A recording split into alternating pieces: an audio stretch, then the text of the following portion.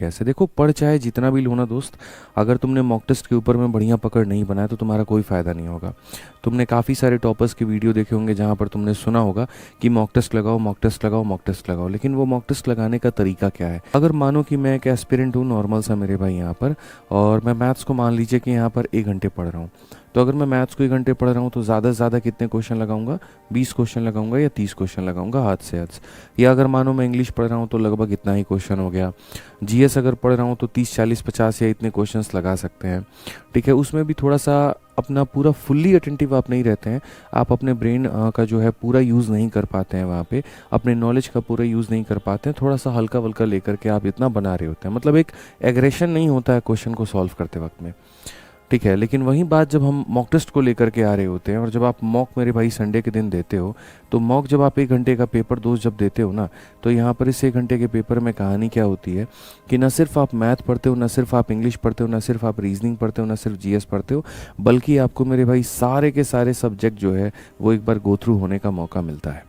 ठीक है, और जैसे जैसे टाइमर आपका बीत रहा होता है वैसे वैसे आपके ऊपर में प्रेशर बन रहा होता है कि यार क्वेश्चन को जल्दी सॉल्व करना है, क्वेश्चन को जल्दी सॉल्व करना है। यानी ये जो परफॉर्मेंस है ये प्योरली प्रेशर के अंदर में है, और प्रेशर के अंदर में है तो यहाँ पर ये वाली परफॉर्मेंस के ऊपर में जितनी प्रैक्टिस करोगे कहीं ना कहीं पेपर में तुम्हें उतना फ़ायदा देखने को मिलेगा। तो एक एस्पिरेंट का अगर 50 60 70% तक सिलेबस अगर कंप्लीट हो जाता है तो उसको मॉक टेस्ट देना शुरू कर देना चाहिए। ठीक है, तो दो बातों के ऊपर में हम चर्चा करेंगे। पहली बात कि मॉक टेस्ट कब देना है, दूसरी बात मॉक टेस्ट कैसे देना है, और तीसरी बात बाद में उसको एनालाइज कैसे करना है। 3 से 4 मिनट का वक्त लेंगे आपसे और आपकी सारी बातें क्लियर करेंगे। पहली बात मेरे भाई यहाँ पर मॉक टेस्ट कब देना है ये हम आपको बताते हैं। मॉक टेस्ट मेरे भाई यहाँ पर जो है जब आपका 50 से 60% सिलेबस हो जाता है तब आप मेरे भाई यहाँ पर संडे के दिन, तब आप यहाँ पर हर संडे को सिर्फ एक मॉक टेस्ट लगाओ, सिर्फ एक, बस बात ख़त्म यहाँ पे। और आपका अगर सिलेबस मान लीजिए 70% तक आपका सिलेबस पहुँच जाता है, ठीक है, अपने हिसाब से, तो फिर आप यहाँ पर जो है लगभग मेरे भाई हफ्ते में 3 दे सकते हो, 3 मेरे भाई यहाँ पर वीक, 3 मॉक पर वीक दे सकते हो अगर आप यहाँ पे। ठीक है, यहाँ पर 3 मॉक पर वीक आप कर सकते हो।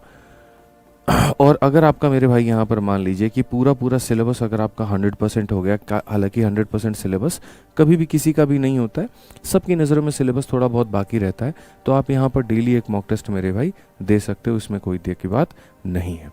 ये आपका मेरे भाई पहली बात तो तरीका होना चाहिए कि सर अगर मेरा इतना हो गया तो मैं ऐसे दूंगा, 70% हो गया तो हफ्ते में 3 मॉक टेस्ट देंगे, और पूरा हो गया तो लगभग डेली एक मॉक टेस्ट देंगे ही देंगे। ठीक है, अब यहाँ पर उसके बाद में मॉक टेस्ट देंगे, क्यों देंगे मेरे भाई यहाँ पर, उसके फ़ायदे क्या हैं, व्हाट आर द बेनिफिट्स यहाँ पे।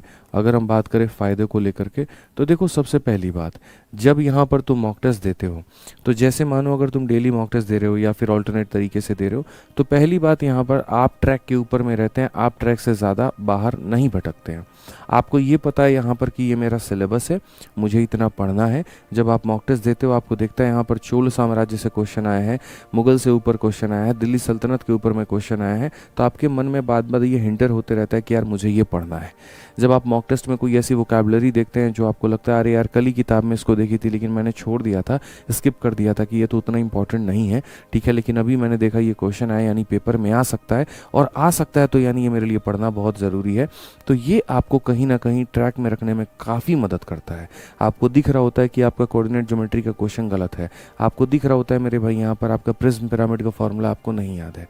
ठीक है, तो ये एकदम आपको ट्रैक पर रखेगा। साथ के साथ मेरे भाई जो बोलते हैं ना कि हमें हमारी औकात बताते रहेगा, हमें हमारा नॉलेज बताते रहेगा, हमें हमारी जानकारी बताते रहेगा, और बार बार ये बताते रहेगा यहाँ पर कि बेटा तुमको कितनी मेहनत करनी है और अभी कितना तुम्हारा सिलेबस बाकी है और उसके ऊपर में कितना फोकस करना है। तो ये पूरा एक ट्रैकिंग सिस्टम है आपका जो आपको ट्रैक करके आपका रिपोर्ट आपको देते रहता है। दूसरी बात, यहाँ पर अगर आपको अपनी कमियां पता करनी है तो मॉक टेस्ट आप दे दीजिए, आपको मेरे भाई आपके वीक और आपको स्ट्रॉन्ग पॉइंट्स आपके पता चल जाएंगे, और जब अगर आपके वीक और स्ट्रॉन्ग पॉइंट्स आपको पता चल जाएंगे ना तो उसके ऊपर में आप बेहतर काम कर पाओगे।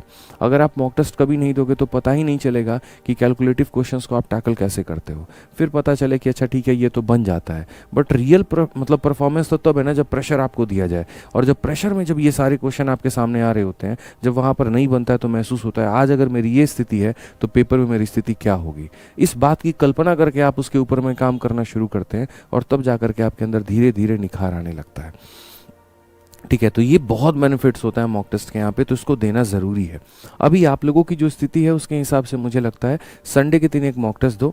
इसमें भी लोग मेरे से पूछेंगे सर किसका मॉक टेस्ट देना चाहिए। देखो बहुत सारी कंपनीज़ हैं, सब अपने जगह पर बेहतर करती हैं। कभी भी ऐसा नहीं हुआ कि मैं इंटरव्यू लूँ और सारे के सारे टॉपर आकर के एक ही मॉक टेस्ट का नाम ले।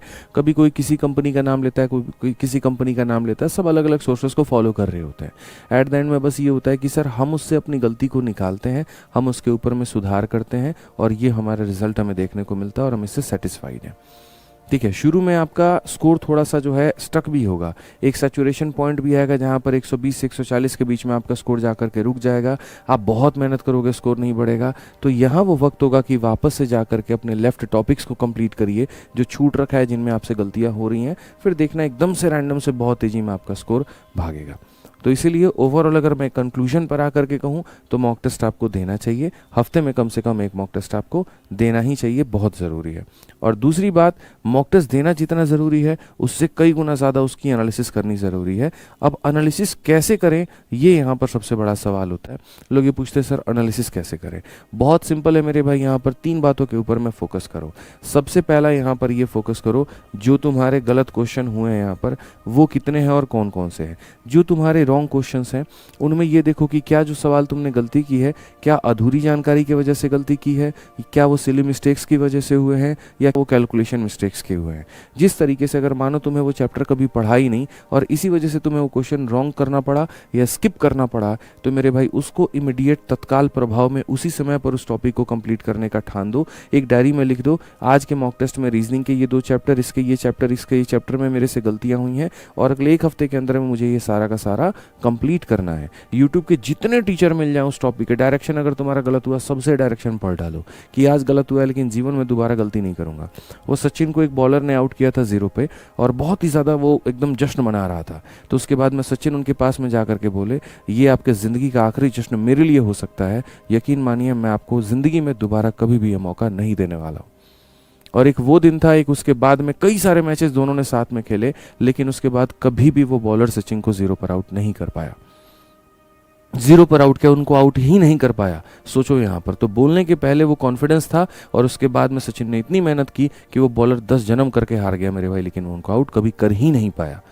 सोचिए इस बात को लेकर के। तो उसी तरीके से अगर आपसे एक बार गलती हो गई ना, अपने मन में मेरे भाई इतना ठान लो कि आज ये गलती हुई है लेकिन दोबारा ये गलती करने का मौका हम तुम्हें नहीं देंगे। मैं आपको ये बता रहा हूँ, इस कदर से आप उस टॉपिक को पढ़ डालिए। तो रॉन्ग क्वेश्चन के ऊपर में ऐसे काम करिए। दूसरा मेरे भाई यहाँ पर आ जाता है जो क्वेश्चन आपने स्किप किया था। आप ज़रा ये सोचिए कि आपने स्किप क्यों किया। अगर आपने स्किप किया कैलकुलेशन की वजह से, तुरंत कैलकुलेशन की वीडियोस को देखो, तुरंत कैलकुलेटर का इस्तेमाल करना बंद करो और उसके बाद में काफ़ी ऐसे एप्लीकेशन है जिसको यूज़ में लेकर के आओ और अपना फ़ायदा उठाओ। ठीक है, अगर वो इनकम्प्लीट टॉपिक है तो फिर उसके ऊपर में भी काम करो। तीसरा पॉइंट आता है जिसको आपने अटेम्प्ट तो मेरे भाई किया था लेकिन आपने बाकी लोगों से ज़्यादा समय ले लिया। आपका जो एवरेज टाइम था यहाँ पर वो औरों की तुलना में बहुत ज़्यादा था। तो अगर आपका एवरेज टाइम बहुत ज़्यादा था, इसका मतलब आपके में सही अप्रोच की कमी है। आप क्वेश्चंस को देख करके बनाना तो शुरू कर देते हो लेकिन आप ये नहीं समझते कि यार इसका वो बेहतर तरीका भी हो सकता है। तो कोई फ़र्क नहीं पड़ता, पूरे टेस्ट खत्म होने के बाद में तब आराम से अपने दिए गए सवालों को एक बार देखो प्यार भरी नज़रों से कि यार ये एवरेज का क्वेश्चन था, क्या मैं इसमें डेविएशन लगा सकता था, यार ये इस टॉपिक का क्वेश्चन था क्या लगा सकता था। यकीन मानो मैं मॉक टेस्ट के स्कोर को कभी भी दिल से लेकर के नहीं गया। उसके बाद में चाहे मेरा सवाल गलत है या मेरा सवाल सही है, मैं हर सवाल में एक बेहतर अप्रोच की तलाश करता था कि यार ये ऐसे ही क्यों है, इसको ऐसे क्यों नहीं कर सकते हैं, इसको ऐसे बेहतर क्यों नहीं बना सकते हैं। और हर बार मुझे कुछ नया सीखने को मिलता था। और आज यही कारण है कि जो मैं आज आप लोगों को पढ़ा पाता हूँ वो मेरा खुद का किया हुआ रिसर्च है, खुद की हुई मेहनत है जो आपके सामने मैं परोस पाता हूँ और आप उसका फ़ायदा उठा पाते हैं। अगर शायद मैंने इतना दिमाग नहीं लगाया होता, बाकी लोगों की तरह मैं भी एक्सेप्ट करने की भाव रखता, एक्सेप्टेंस की भाव रखता, ठीक है जो है जैसा है सही है, इतने में तो आराम से सिलेक्शन हो जाएगा, तो शायद मैं कुछ नया आपको डिलीवर नहीं कर पाता। तो ये एक्सेप्टेंस की भाव को ख़त्म करके कुछ नया मेरे भाई यहाँ पर आप भाव लेकर के आइए और बढ़िया तरीके से उसके ऊपर में काम करके उस एवरेज टाइम को कम करिए, तभी पेपर में भला होगा, नहीं तो नहीं होगा। ठीक है, तो ये छोटी छोटी पॉइंट्स को आपको ध्यान रखना है।